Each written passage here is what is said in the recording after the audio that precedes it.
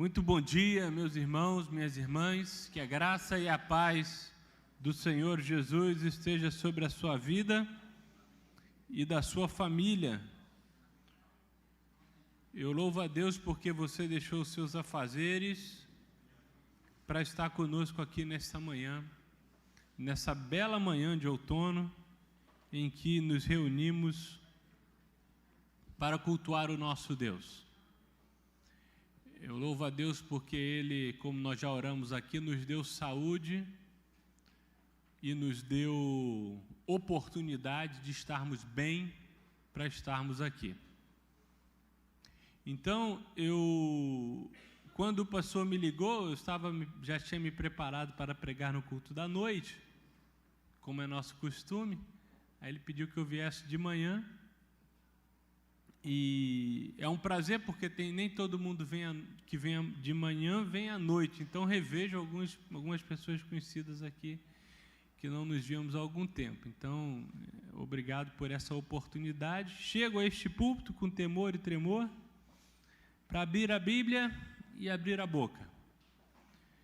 E toda vez que, por mais que você tenha prática, que você adquire com o tempo, eu já faço isso há mais de 20 anos. Mas sempre há uma certa expectativa, ou gera-se uma certa ansiedade no coração do pregador para saber o que falar, o que trazer. Sendo que sempre que o convite surge, todos aqui que são pastores, pastoras ou missionárias e pregam sabem disso. Nós nos sentimos incomodados em trazer uma palavra útil, eficaz, que fale ao coração da igreja e que já tenha falado ao nosso também. Mas sempre vem aquela ansiedade, né? Será que era para trazer esse sermão é para essa ocasião, ou é para outra, ou eu tenho outra palavra, né? Isso aí é muito comum. E eu louvo a Deus porque ao chegar aqui você vai prestando culto em todos os momentos e algumas palavras que são ditas, oradas e apresentadas convergem para aquilo que o Senhor falou ao nosso coração. Então eu não acredito que seja uma mera coincidência, mas sim uma orientação do Espírito Santo de Deus. E eu os convido a abrir as suas Bíblias no Evangelho de Mateus, no capítulo 14. Mateus 14, nós leremos do 13 ao 21. É um milagre que Jesus operou muito conhecido, muito famoso, um episódio famoso no ministério de Jesus, em que ele multiplica pães, peixes e alimenta uma multidão. Mateus 14, verso 13. E hoje, além de tudo que nos faz ter um domingo ainda mais especial, é que é a ceia do Senhor, momento em que nós nos reunimos à mesa de Jesus com os nossos irmãos. E ao chegar aqui, o pastor disse algo que, uma das coisas que disse, que, como eu falei anteriormente, convergem para aquilo que nós temos em nosso coração para compartilhar com os irmãos. Ele disse que, lembrou-nos que não dá para você vir à igreja achando que você vai ver Deus se você ignora o seu irmão, né? E palavras de João, né? Se você diz que ama a Deus, que você nem vê, e odeia o seu irmão a quem você vê, você é um mentiroso. Porque amar a Deus é relativamente fácil, né? Deus não nos incomoda, não gera polêmica conosco, não discorda quando você não quer ouvi-lo, você fecha a Bíblia e fecha os ouvidos, diferente dos nossos irmãos que estão aqui conosco. Então, essa palavra, eu acho que é muito pertinente para um dia de ceia, em que nós nos reunimos horizontalmente, juntos aqui, para verticalmente lembrar da morte de Jesus e celebrar a vida e a ressurreição. E ainda nesse sentido, nesse dia em que alimentaremos-nos espiritualmente, também tem essa passagem que Jesus alimentou fisicamente as pessoas. E diz assim: ouvindo o que havia ocorrido, Jesus retirou-se de barco em particular para um lugar deserto. As multidões, ao ouvirem falar disso, saíram das cidades e o seguiram a pé. Quando Jesus saiu do barco e viu tão grande multidão, teve compaixão deles e curou os seus doentes. Ao cair da tarde, os discípulos aproximaram-se dele e disseram: este é um lugar deserto e já está ficando tarde. Manda embora a multidão para que possam ir aos povoados comprar comida. Respondeu Jesus: eles não precisam ir. Deem-lhes vocês algo para comer. Eles lhe disseram: tudo que temos aqui são 5 pães, 2 peixes. Traga-nos aqui para mim, disse ele. E ordenou que a multidão se assentasse na grama. Tomando os 5 pães e os 2 peixes e olhando para o céu, deu graças e partiu os pães. Em seguida deu-os aos discípulos e estes à multidão. Todos comeram e ficaram satisfeitos, e os discípulos recolheram ainda 12 cestos cheios de pedaços que sobejaram. Os que comeram foram cerca de 5.000 homens, sem contar mulheres e crianças. Senhor, fala-nos ainda a partir da Tua palavra. Esconde-nos atrás da Tua cruz, para que somente a Tua voz seja ouvida, ó Jesus. O Cristo que supre a necessidade do povo é o Cristo que supre as nossas necessidades. Jesus estava naquele momento posterior a receber a notícia de que João, seu primo, seu amigo, havia sido decapitado, havia sido assassinado brutalmente pelo governo de Herodes. Ele se recolhe e vai orar. E naquele momento, Jesus já havia amealhado para si uma série de seguidores, além dos seus apóstolos oficiais, tradicionais, os 12 que estavam com ele. Uma multidão já o seguia porque sabia que ele operava milagres. A bem da verdade, o que as pessoas esperavam, muitas delas, eram milagres. Resolver o seu problema, resolver a sua situação, suprir a sua necessidade. Não o julgo, porque de fato só quem sabe a dor, onde o calo aperta, é cada um de nós, né? Julgar a dor do outro é fácil. Nós sabemos exatamente qual é a dor, qual é a necessidade que incomoda, que fala ao nosso coração e à nossa mente. E as pessoas precisam resolver os seus problemas e vão até Jesus porque sabem que Ele resolve problemas. Jesus era alguém diferente, muito diferente dos que por ali passavam. Aquela terra, até hoje conhecida como Terra Santa, era pródiga em profetas, em curandeiros, em homens e mulheres que dispunham ter algum poder de resolver enfermidades ou problemas das pessoas.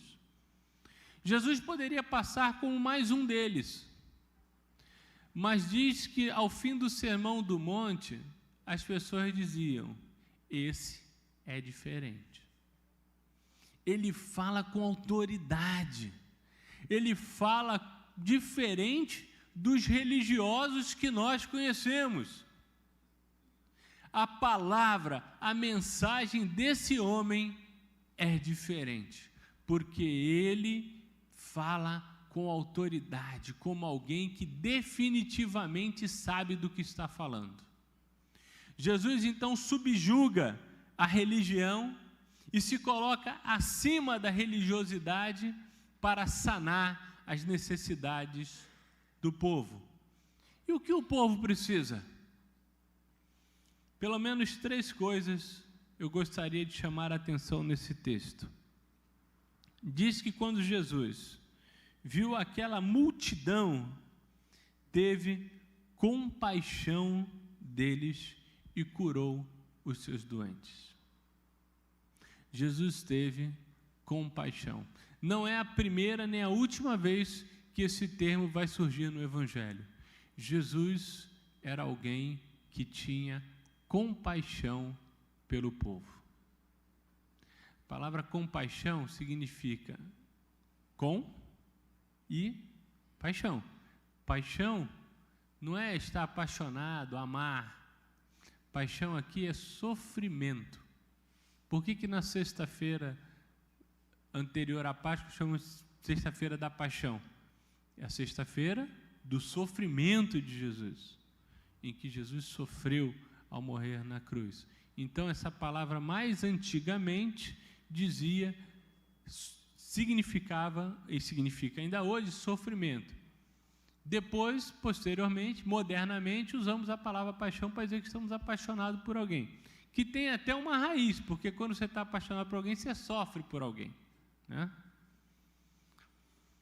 Jesus teve compaixão. Compaixão significa com sofrimento. É sofrer junto. Sofrer junto. Jesus olha aquela multidão que perece, olha aquelas pessoas que não conhecem Deus de verdade, olha aquelas pessoas que sofrem e sofre junto com elas. Compaixão é diferente de pena.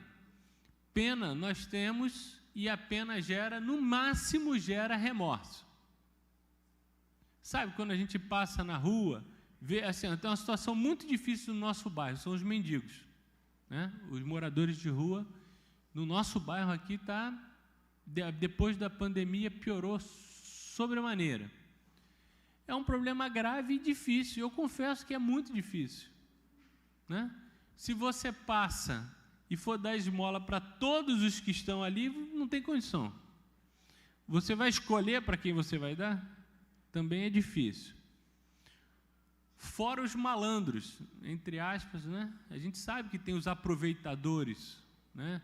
Spurgeon, o grande pregador do século XIX, dizia que existem os pobres de Deus e os pobres do diabo, né? Ele dizia isso nas suas pregações em Londres. Tem os aproveitadores. E como você vai fazer isso? É difícil demais. É difícil, é uma situação difícil. Mas leva, no máximo, a pena. A gente passa, olha e fica como? Com pena. E passa para o próximo. Eventualmente, a gente faz alguma coisa para ajudar, mas é mais fácil fazer essa ajuda quando está em igreja, com uma coisa mais estruturada.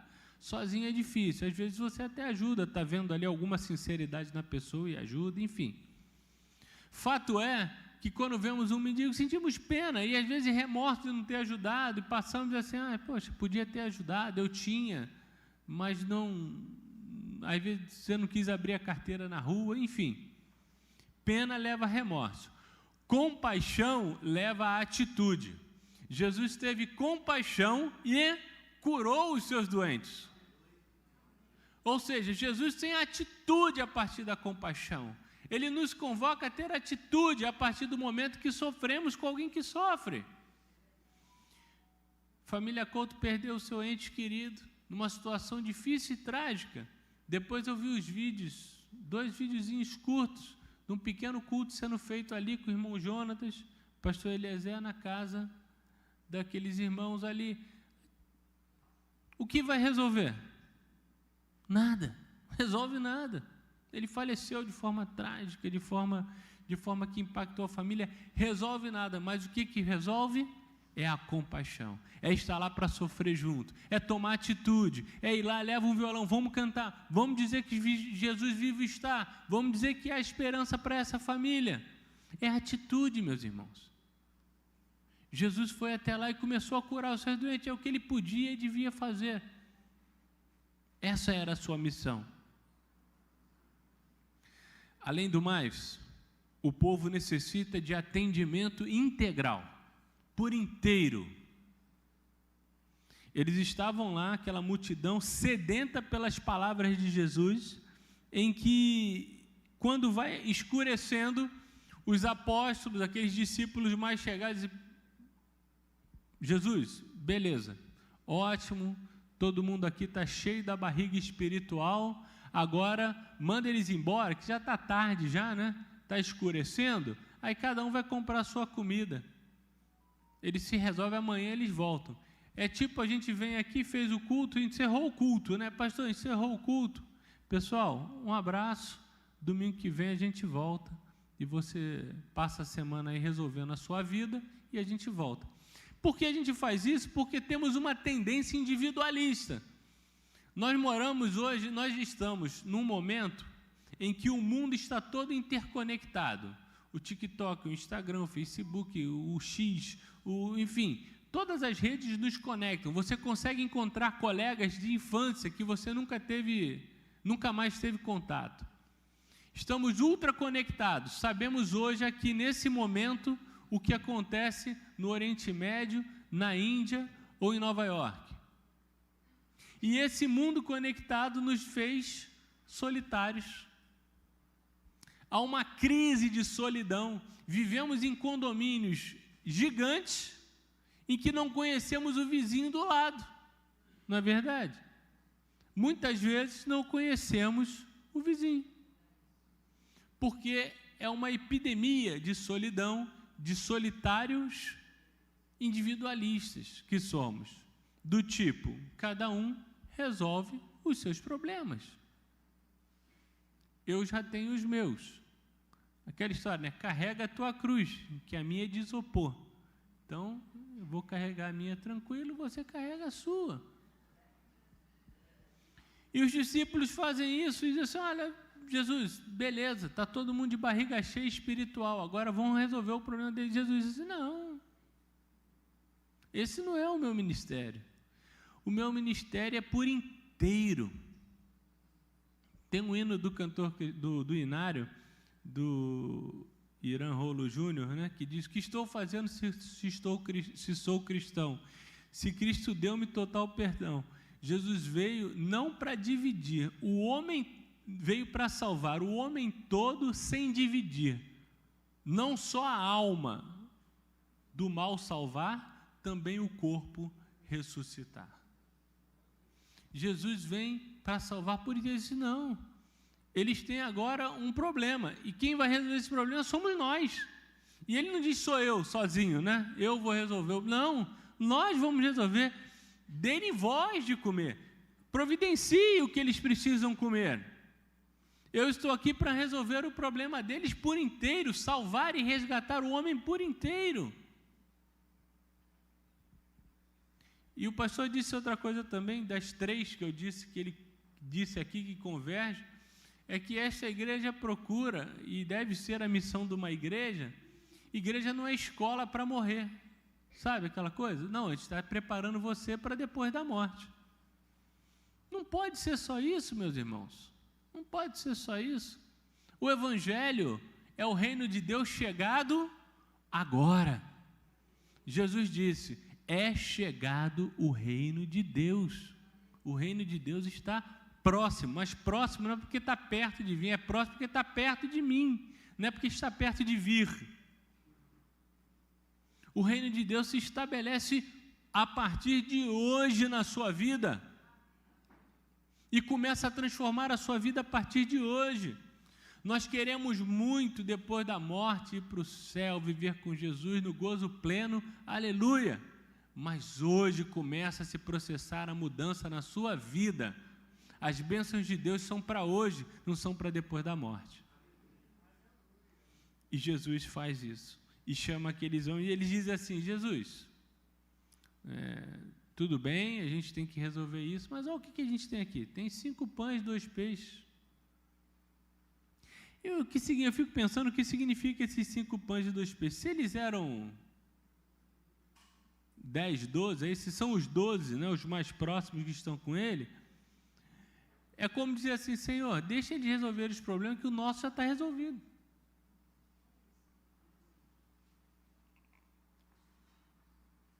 Os 5 pães e 2 peixes já dá para a gente. Então a gente resolve, a gente reparte, um pãozinho, 2, divide por 2, dá 12, 13 pessoas, estamos resolvidos. E o pessoal? Não, o pessoal vai para casa e procura lá o que fazer. O nosso povo precisa de compartilhamento. Precisamos compartilhar. E o pastor disse, quando nós chegamos aqui e colocamos os nossos bens ali, que eu também tenho esse problema de esquecer, sempre penso, minha esposa sempre diz, pô, você esqueceu de trazer lá o quilo para colocar o mantimento. Só que quem está com fome não esquece, né? Você estava com fome, esqueci de comer hoje. Não tem, né? Quem esquece é quem tem muito. E quem tem muito somos nós. E aqui é momento de culto, fica um diácono ali para te abençoar quando você vai trazer o alimento para suprir a necessidade de alguém. Porque o maior milagre aqui, meus irmãos, sinceramente, não é a multiplicação. Isso aí Jesus faz muito facilmente. Jesus era Deus, é o Filho de Deus. O milagre aqui é o compartilhar. O milagre é o compartilhar. Jesus diz, não, deixa todo mundo aqui. A gente não vai resolver só o nosso problema, a gente vai resolver o problema de todo mundo. E eu vou começar a resolver agora. E ele olha para o céu, dá glórias a Deus, exalta o Pai e distribui. Deus não precisa de você, mas Ele quer te usar. Deus não precisa de ninguém, Ele é Deus. Quem precisa somos nós, que precisamos de Deus e uns dos outros. Não dá para soltar a mão de ninguém, não dá. Precisamos estar juntos, e juntos, compartilhando, viveremos o Evangelho de verdade. O mundo precisa que compartilhemos o Evangelho, mas não é só o Evangelho encher a barriga espiritual, não. É como um todo. É olhar o homem e a mulher sem dividir. Não só a alma do mal salvar, também o corpo ressuscitar. A ressurreição do corpo, aquilo que é escândalo para os judeus e loucura para os gregos, é o que Jesus prega, é o Evangelho de Deus. E vivemos num mundo carente de compartilhamento. Concentração de renda no mundo é absurda. Já era na época de Jesus. Sempre vai ter rico e sempre vai ter pobre. Isso aí sociologicamente está comprovado. Sempre vão ter essas classes. Mas é um escândalo para o Evangelho que tantos tenham tanto e tantos tenham tão pouco.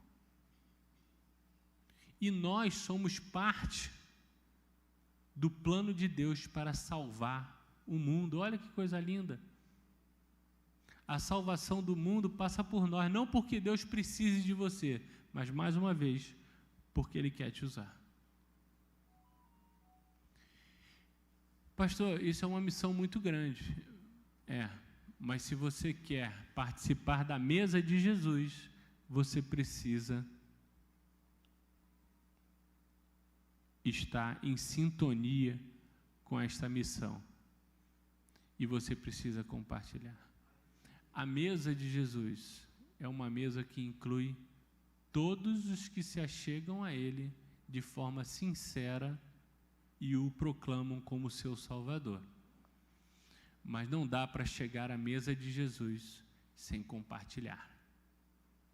Precisamos abrir mão do nosso ego, do nosso individualismo e enxergar que Deus pode promover um milagre nesse bairro através de cada um de nós. E nós estamos necessitados. O povo dessa época era um povo necessitado, e o de hoje não é diferente. Necessitamos de compaixão, de atendimento integral e de compartilhamento. Deus não tem plano B. Assim, e se falhar? Não tem plano B. Só tem um plano, plano A. E esse plano de salvação passa por nós. Encare isso como um desafio e um privilégio. Encare como um privilégio. Porque Deus quer salvar o mundo através de você. Nesta hora que nós celebraremos a ceia do Senhor, lembre-se daqueles que necessitam de compaixão. Aprenda a sofrer a dor do outro, porque é ali que você enxerga Jesus, é no outro. Ele mesmo disse: sereis meus amigos se fizerdes o que vos mando, e o que eu vos mando, que ameis uns aos outros. Então, ao chegar nessa mesa, na mesa de Jesus, pratique essa disciplina espiritual de saber se você está amando o suficiente. Eu aprendi, nesses anos que estou aqui nesta igreja, uma das coisas mais preciosas que eu aprendi com o pastor Eliezer é isso. Examine-se e participe. Não é uma mesa de divisão. O dia da ceia não é o dia do vestibular espiritual, em que você faz a prova, o Enem espiritual. Faz uma autoprova antes, não, quantos palavrões eu xinguei nessa semana, quantas vezes eu cheguei atrasado e bati o ponto do meu trabalho desonestamente. Não é um... Tudo isso você deve considerar na sua vida todo o tempo, buscando melhorar como cristão.